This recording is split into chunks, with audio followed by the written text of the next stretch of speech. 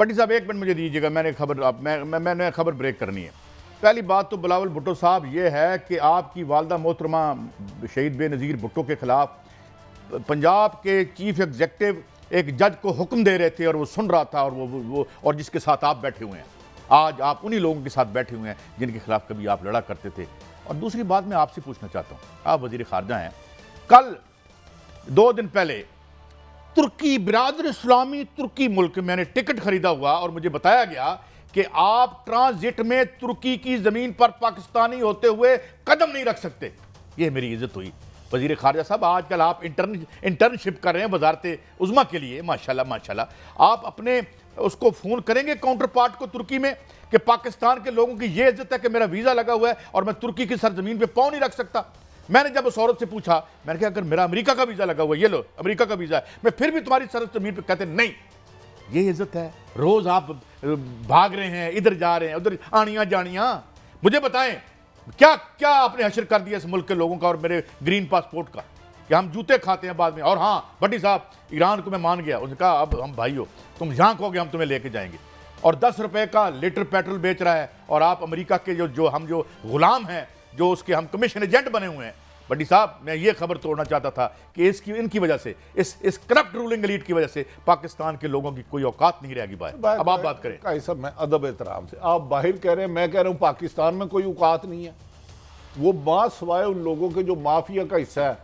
बिलावल भुट्टो साहब, अदब एहतराम से आप कह रहे हैं वो जज बैठे हैं, आप जिस शहबाज शरीफ के साथ बैठे थे उससे तो पूछे कि शहीद बेनज़ीर भुट्टो के पंफलेट किसने तकसीम किए थे।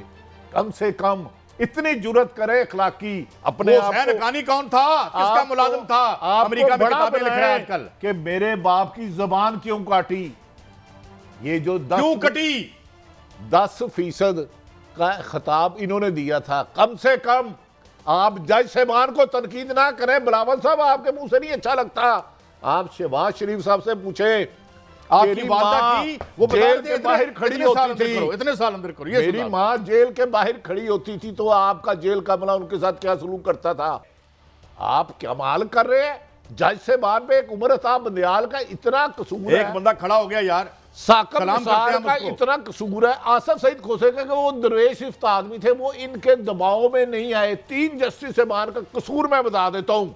कादी साहब, साकब निसार साहब के पास कुछ खतूत है जो इनके अब्बा जी ने भेजे हुए हैं नवाज शरीफ के, कि आपके लिए आसफ सईद खोसा, साकब निसार जैसे दरवेश और उमर साहब बंदियाल सिर्फ आपके दबाव में नहीं आए, आपकी ख्वाहिश के मुताबिक फैसला करने की बजाय उन्होंने आइन और कानून की सरबुलंदी के साथ खड़े हुए। नहीं तो उनको एडवांस नहीं दिया 2-3 करोड़ रुपया मकान बनाने के लिए, वो भी तो किसी अदालत को दिया गया था। चले दफा करें और कोई बात करते हैं, ये मकान बना ले फिर। ये बिलावल सब काबिल एहतराम है, देखिए लीडर है, लेकिन ये शहबाज शरीफ से तो पूछे कि अब्बा जी को लगता किसी हटिया क्यों नहीं, क्या रस्सा कमजोर है या गला सख्त हो गया है।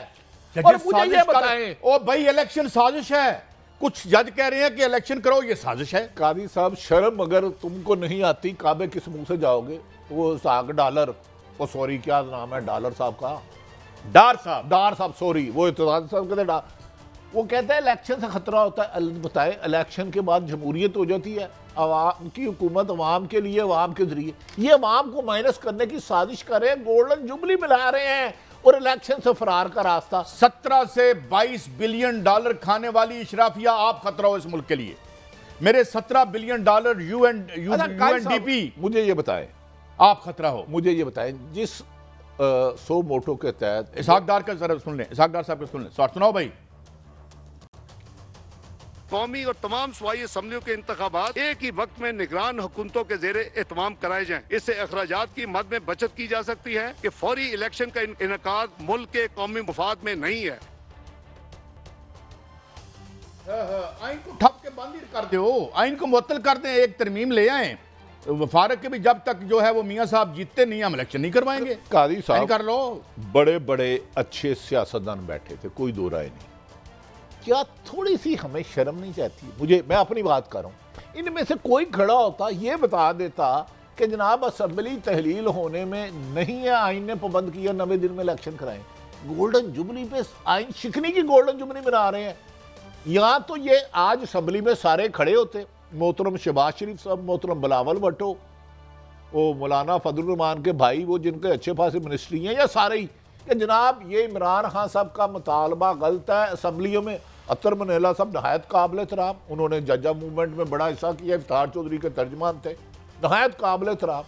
कहते हैं पहले ये देखना है कि असम्बली कानून के मुताबिक हुई कि नहीं हुई तहरीर। और भाई सिर्फ ये देखो, क्या असम्बली में वजीर आला के पास अख्तियार है कि नहीं है, उसको जिसने मर्जी किया। जिस तरह अदम एतमाद लाना जायज़ है, उससे 10 गुना जायज़ असम्बली तहलील करना है। साहब आज जमहूरियत एक खानदान की लौंडी बना के रख दी इन्होंने, और रियासत तो आपके पल्ले क्या रह गया? अपनी इज्जत बचाओ और हमें छोड़ो।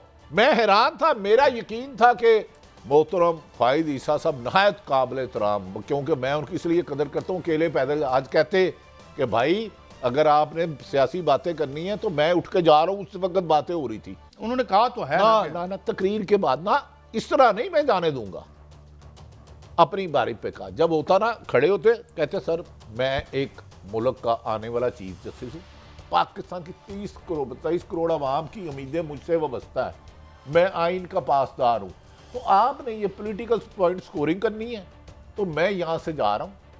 जब आपकी ये खाली अदलिया की बात होगी तो मैं आ जाऊँगा, क्योंकि मेरे भी तो चीफ जस्टिस है ना, ये मेरे भी तो सुप्रीम कोर्ट के जज है ना। बिल्कुल बिल्कुल काजी साहब, हमारी भी उम्मीदें हैं इनसे। ये हुक्मरानों को क्यों समझ नहीं आती, या आर्मी चीफ, ये सारे मुल्क के हैं, चीफ जस्टिस हो या हाई कोर्ट के जज साहबान हो, ये पूरे मुल्क के हैं।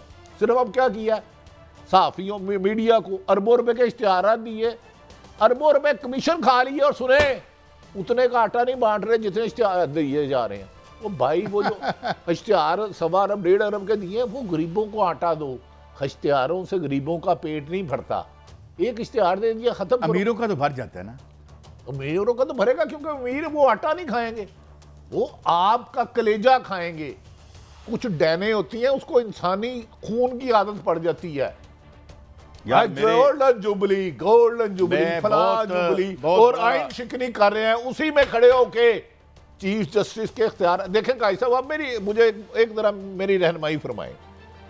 आज ये कहते हैं चीफ जस्टिस तो जीरो हो गया ना, अगर चीफ जस्टिस एक कोई भी साहब है, फाइज ईसा साहब मोहतरम है, उनके नीचे 2 जज साहबान, उनको माइनस करके एक फैसला करते हैं कि बेंच ABCD का बनेगा, तो चीफ जस्टिस का तो आपने 0 कर दिया। इसी तरह कल को क्या ये आर्मी चीफ को कहेंगे कि आप अपनी मर्जी की तैनाती नहीं कर सकते, सीनियर मोस्ट, या प्राइम मिनिस्टर को कह सकता है कि आप अकेले काबीना नहीं बनाएंगे, ये 4-5 पॉलिटिशियन सीनियर बनाएंगे। क्या कर रहे हो, क्यों अदारों को खोखला कर रहे हो? भाई एक इलेक्शन है, लड़ो। अच्छा, हो सकता है तुम जीत जाओ। मेरे बहुत ही मोहतरम और मैं जिनका बहुत फैन भी हूँ और मैं न्याजमंदी भी है, जनाब आसिफ अली जरदारी साहब फरमाएं। Until to date, let me tell everybody, we know more than you think we know. We are quite aware of who is who and where is what. बातें तो बहुत है करने के लिए, चीजें तो बहुत है डिस्क्लोज करने के लिए। जरदारी साहब कब करनी है, किस जन्म में करनी है, क्यों लेके जानी है अगली दुनिया में ये बातें? अब तो वैसे ही सब के नकाब उतर गए हैं, खान सब कोई माफी चाहता हूँ नंगा करके चला गया है। आप भी बता दें हमें खैर से, काजी साहब, तारीख का आप पे ये है, तारीख का अधिकार है उसका।